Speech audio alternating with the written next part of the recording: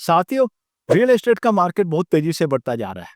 अब real estate का जो वर्क है वह बड़े सिटी के साथ साथ आसपास के टीयर 2, टीयर 3 सिटी तक फैल चुका है। और यदि आप भी रियल एस्टेट में काम करना चाहते हैं या कोई टाउनशिप डेवलप करना चाहते हैं, तो आपके लिए राजस्थान टाउनशिप पॉलिसी 2024 की जानकारी होना बहुत जरूरी है, जिसके बारे में आज हम चर्चा करने जा रहे हैं। नमस्कार, मैं विष्णु गोयल आपका स्वागत करता हूं। फ्रेंड्स, हमने पिछले वीडियो में चर्चा की थी, कोई भी कंपनी राजस्थान में किसी भी प्रकार की टाउनशिप डेवलप करना चाहता है तो उसे सबसे पहले जो हमारी स्थानीय निकाय है, नगर पालिका, नगर निगम है, वहां उसको रजिस्ट्रेशन कराना कंपलसरी है। राजस्थान टाउनशिप पॉलिसी के अंदर डेवलपर के रजिस्ट्रेशन के लिए 4 तरह की कैटेगरी बनाई गई है, ABCD, जिसकी हमने पिछले वीडियो में चर्चा की थी। इसकी जानकारी आपको पिछले वीडियो में मिलेगी। आज हम चर्चा करने जा रहे हैं कि कोई भी व्यक्ति रेजिडेंशियल स्कीम, जी हाँ साथियों, आवासीय योजनाओं को बनाना चाहता है, डेवलप करना चाहता है, तो उसके लिए नई टाउनशिप पॉलिसी 2024 के अंदर क्या रूल्स हैं, क्या रेगुलेशंस है, किन बातों को आपको ध्यान में रखना है, कितना एरिया आपको प्लॉटेड का मिलेगा, इन सब के बारे में आज हम चर्चा करने जा रहे हैं। तो ध्यान से सुनिएगा और चलिए शुरुआत करते हैं। और सबसे पहले मैं आपको बताना चाहता हूँ कि आप राजस्थान में कहीं पर भी कोई भी आवासीय योजना लाना चाहते हैं तो आपको मिनिमम एरिया 5000 स्क्वायर मीटर होना जरूरी है। जी हाँ साथियों, 5000 स्क्वायर मीटर से कम जगह पर आप आवासीय कॉलोनी नहीं ला सकते हैं। अब हम बात करते हैं कि जो भी टोटल लैंड एरिया है उसका कितना % हम सेल कर सकते हैं। जी हाँ साथियों, ये जानना बहुत जरूरी है, क्योंकि इसी के आधार पर प्लॉट की रेट डिसाइड होगी कि प्लॉट की वैल्यू कितनी आ रही है, आपका खर्चा कितना आ रहा है, कितना एरिया हम सेल कर सकते हैं। मैं आपको बताने जा रहा हूँ कि जो भी टोटल लैंड एरिया उसका 60% एरिया आप सेल कर सकते हैं। जो भी रेजिडेंशियल टाउनशिप है उसमें रेजिडेंशियल के अलावा आपको कुछ परसेंटेज कॉमर्शियल और कुछ परसेंटेज इंस्टीट्यूशनल भी अलाउ होता है। जी हाँ साथियों, यदि आप रेजिडेंशियल टाउनशिप के अंदर इंस्टीट्यूशनल प्लॉट निकालना चाहते हैं, इंस्टीट्यूशनल डेवलप करना चाहते हैं, तो आप टोटल एरिया का मैक्सिमम 10%, जी हाँ साथियों, मैक्सिमम 10% आप इंस्टीट्यूशनल प्लॉट के रूप में डेवलप कर सकते हैं। कॉमर्शियल भी डेवलप कर सकते हैं। जी हाँ साथियों, 6% एरिया आपको कॉमर्शियल अलाउ होता है। तो कॉमर्शियल में मैं आपको एक चीज़ और बताना चाहता हूँ, जो 100 प्लॉट है उस पे आपको 10 सॉफ्ट इन्फॉर्मल कॉमर्शियल के रूप में रिजर्व रखना होगा। इस पॉलिसी का पर्पज है कि जो भी रेजिडेंशियल टाउनशिप डेवलप कर रहा है, वहाँ पर जो भी व्यक्ति रहने वाले हैं उनको सभी प्रकार की सुविधाएं हैं। उनको कॉमर्शियल स्पेस है, इंस्टीट्यूशनल है, वो सारी की सारी चीज़ें उनको वहीं मिले, उनको कहीं ज़्यादा दूर नहीं जाना पड़े। अब हम बात करते हैं कि इंस्टीट्यूशनल और कॉमर्शियल के बाद में जो बचा हुआ एरिया है उसमें आप रेजिडेंशियल प्लॉट बनाकर सेल कर सकते हैं। जी हाँ साथियों, टोटल एरिया है उसका 60% आपको रेजिडेंशियल के रूप में आप सेल कर सकते हैं।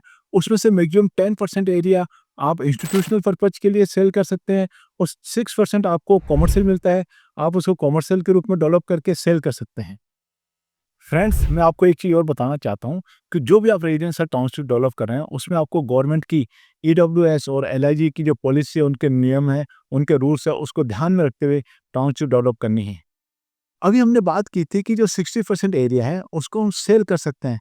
अब आप सोच रहे होंगे कि सर 40% एरिया का क्या होगा? जी हाँ साथियों, 40% एरिया को आपको किस तरह से डेवलप करना है, उसकी क्या फॉर्मेलिटी है, उसको कैसे डेवलप करना है, इसके बारे में हम चर्चा करने जा रहे हैं। तो चलिए शुरुआत करते हैं और जानते हैं कि जो 40% का एरिया है जो आप सेल नहीं कर सकते हैं, उसके लिए क्या रूल्स और रेगुलेशन है। तो मैं आपको बताना चाहता हूँ कि मिनिमम 4% का एरिया आपको पब्लिक यूटिलिटी के लिए रखना होगा। जी हाँ साथियों, पब्लिक यूटिलिटी क्या होती है? पब्लिक यूटिलिटी होती है कोई भी सीवरेज प्लांट है, STP प्लांट है, जो पब्लिक यूटिलिटी का है उसके लिए आपको 4% एरिया रिजर्व रखना होगा। इसके अलावा आपको मिनिमम 4% का एरिया फैसिलिटी के लिए छोड़ना होगा। जी हाँ साथियों, फैसिलिटी क्या होती है? फैसिलिटी होती है कोई भी स्कूल है, हॉस्पिटल है, इंस्टीट्यूट है, कोई भी चीज़ है।